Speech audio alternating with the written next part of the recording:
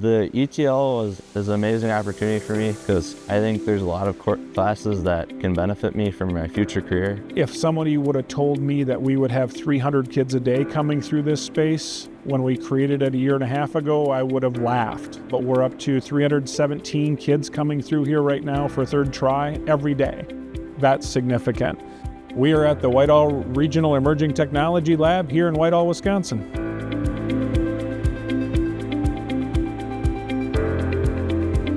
I think the Emerging Technologies Lab is an opportunity for kids to really explore what they can do with technology. We have world-class equipment all in one location and instructors that are free and willing to let kids learn. So I think it's really an exposure opportunity to start solving some real problems with some high-level equipment in an environment that encourages them to be innovative. First, starting with mechatronics, we have mechatronics table, industrial control systems, drone technology, autonomous mobile robots, and industrial robots. So they were all running and programming the FANUC industrial robot arms. The day-to-day experience here, I think, is one that it really creates some freedom to explore what they can do. Here's a little bit different from your normal classroom because most of the time the student spends not with a teacher in front of them. So we are not in front of them instructing all day, every day. But with that freedom, students are quite a bit more responsible for what they need to do. It's more of an open lab type setting where we have kind of tasks for students to do.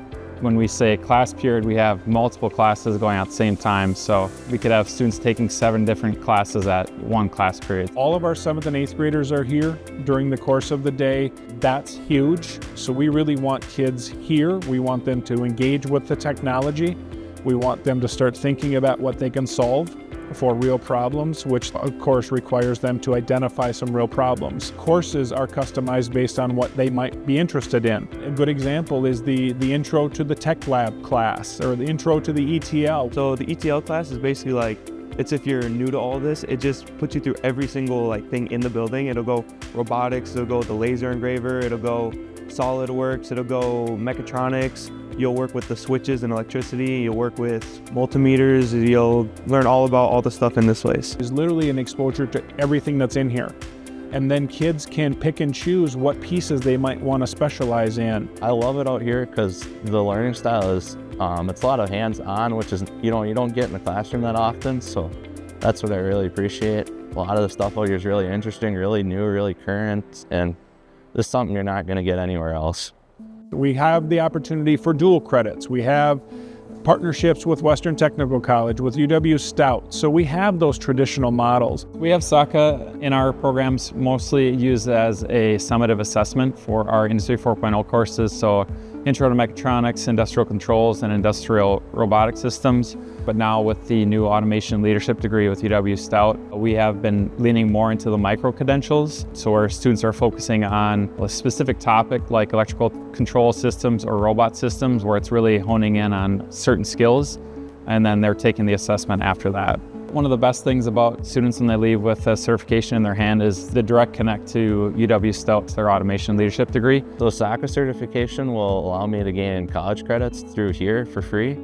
And by working on and completing the tests or the assignments, I can gain the credits and save money and earn college credits out here. Students are able to get up to 60 credits towards the Automation Leadership degree at UW Stout. We have all the equipment here necessary for students to take those written tests and then also practice with the hands-on portion. So they can do that, as freshmen up to seniors, and they can keep rolling through as many certifications as necessary, and then they're already going to or have half of a degree. If it's 120 credits, they already have half of it done before they even leave here.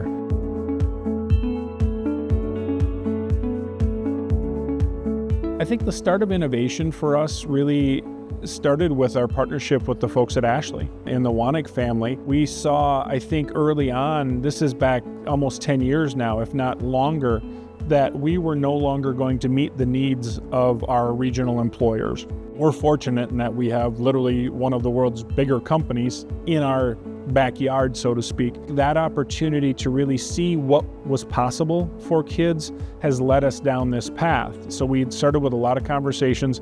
We then After about a year and a half of planning, moved into the mobile skills lab, which was a 53-foot semi-trailer with camper slides and a 900 square foot classroom. It targeted Industry 4.0 with automation through Amatrol, through Lab Midwest. Those opportunities then provided the backbone for what we have now.